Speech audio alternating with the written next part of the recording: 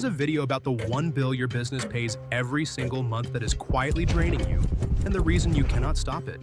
Seattle, a church, and a trash can. Not exactly the ingredients of a corporate crime story, but in 2018, a financial advisor sat down with a congregation that had been faithfully paying their waste bill for years. They had no complaints, no missed payments, and were model customers right up until he looked at the invoice and realized that $200 a month had somehow become $2,000. It was not because the service changed and not because the city changed, but because a clause buried on page 4 of a contract nobody read said that it could, and it did, 6 times, without a single phone call. When the church tried to leave, Waste Management handed them a bill for $12,000 just for the privilege of walking out the door, proving they were not robbed, they were contracted. And here's the part nobody talks about, because this church is not an edge case and it is not a billing error. 21 million customers are locked inside the exact same system, and most of them have absolutely no idea. You notice the truck, but you never noticed who owns it, and that is exactly how they wanted it. In the 1950s, the American garbage industry looked nothing like it does today. Tens of thousands of small independent hauliers competed city by city, block by block. Prices were local, the competition was real. But here is what changed. In the late 1960s, a small group of businessmen looked at this fragmented industry and saw something nobody else did. They did not see garbage. They saw infrastructure. They saw that every city in America needed this service every single week, forever. And they started buying. And this is where it gets worse. By the late 1990s, Waste Management alone had acquired over 3,000 small family-owned hauliers. Not outcompeted, acquired, absorbed, erased from the map. Today, 2 corporations, Waste Management and Republic Services, control nearly 50% of all U.S. landfill capacity and handle more than half the nation's garbage collection. The top 3 players command roughly 60% of the entire market. The U.S. waste industry crossed $104.6 billion in revenue in 2024. Its first time over $100 billion. Most people never notice this because the truck still comes, the bin still empties, and the bill just keeps climbing. This did not happen through innovation. It happened through one simple insight. Control the land where the trash goes and you control everything. To understand why 2 companies now run American garbage, you need to understand one thing. You cannot just build a landfill. In 1986, the United States had 7,683 waste disposal sites. By 2009, that number collapsed to roughly 1,900, a 75% drop. While those sites were closing, the volume of trash Americans generated kept climbing. 4.5 pounds per person per day. Fewer holes, more trash. The math is not complicated, but here is the part that most people miss. Building a new landfill near a population center is, in the words of the U.S. Department of Justice during the 2020 Waste Management Antitrust case, time-consuming and, in some heavily populated areas, virtually impossible. The permitting process alone takes a decade. Closure obligations run 30 years after a landfill stops accepting waste. And this is happening in your city, right now. The landfill your garbage goes to is almost certainly owned by one of 2 companies, and whoever owns it has not faced a serious new competitor in decades. WM operates over 250 active landfills across North America. Republic operates 206. Together, they control 75% of permitted landfill capacity in major metropolitan areas. Every truck from every haulier in every city has to pay them a tipping fee. The national average in 2020 was $53.72 per ton. In the Northeast, as high as $85 per ton. That fee has increased 133% since 1982. You do not need to own every truck. You just need to own the hole at the end of the road, and then you wait. Landfill control is only half the machine because the other half is the contract. And this is where it gets personal. The contract is not just a business agreement. It is a trap engineered specifically to make escape economically irrational and legally complicated. And it is sitting in a filing cabinet in your office right now. Take Evergreen clauses, where contracts run 12 to 60 months and automatically renew, unless the customer sends written cancellation via certified mail within a narrow 30 to 90-day window. If you miss that window, you're locked in for another full term, and Waste Management does not call to remind you. Then there are unilateral price increases. thanks to a clause added in 2018, allowing price hikes for any reason whatsoever. Not just fuel and not just inflation, but any reason at all. The new price arrives quietly on your monthly invoice, and once you pay it, you have accepted it. Most people never even notice because the monthly cost already fluctuates with surcharges and fees, so by the time someone does the math, they have been paying the new rate for months. And if you want out, liquidated damages mean early termination penalties can equal 6 times the monthly rate, which for that church in Seattle was $12,000, and for a business paying $5,000 a month, that is a $30,000 exit fee. A business signing a 3-year contract at $5,000 a month with a standard 4% escalation clause ends up paying over $80,000 in hidden increases over 6 years if the contract auto-renews even once. But here's the part that makes it a true monopoly.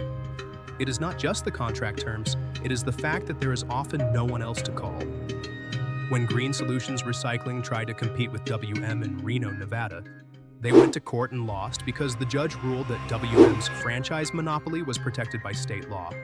WM controls Reno, Republic controls Las Vegas, and there is no room between, not because of price or service, but because of a government franchise agreement that legally bars anyone else from operating there.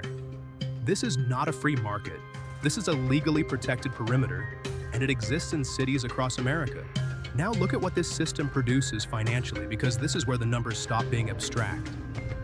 Waste Management's EBITDA margin on its core collection and disposal business hit 37.2% in 2024, a record high, while Apple's operating margin for the same year was only 31.5%, meaning the company that makes the iPhone earns less per dollar of revenue than the company that picks up your trash. And look at Republic Services, whose stock returned approximately 470% over the past decade compared to the S&P 500's 180%, while their 2014 Montana annual report, exposed during a state regulatory proceeding, revealed a statewide average profit margin of 41%, a figure that did not emerge voluntarily but only because a regulator forced them to open the books. This is happening in your city right now. So every time your bill goes up and every time an escalation clause fires quietly in the background, that margin is being built on the backs of businesses and municipalities that have absolutely nowhere else to go. But here's the part nobody talks about, because the most damning evidence of this monopoly does not come from financial analysts or industry critics. It comes straight from the United States government. In 2020, the Department of Justice, joined by 5 states, sued to block WM's $4.6 billion acquisition of advanced disposal services, arguing it would kill competition across 57 local markets in 10 states. And as a condition of approval, WM was forced to divest 15 landfills, 37 transfer stations, and 29 hauling operations. The government looked at one single acquisition and found that all of that had to be stripped away just to restore basic competition. And this was not a close call. It was a receipt for how total the consolidation had already become. Similarly, when Republic Services acquired Allied Waste for $4.5 billion back in 2008, that deal required a clean sweep divestiture supported by 7 attorneys general before it could even proceed. 2 massive antitrust interventions for the exact same 2 companies, and both times required government action to preserve what little competition remained, proving just how far gone it already was. Now here's the part that most people never hear, and it is the part that makes everything else make sense. In the late 1990s, recycling was growing, community programs were expanding, and cities were investing in curbside collection, so for a brief moment, it looked like America might actually build a genuine alternative to landfill dependency. And big waste panicked.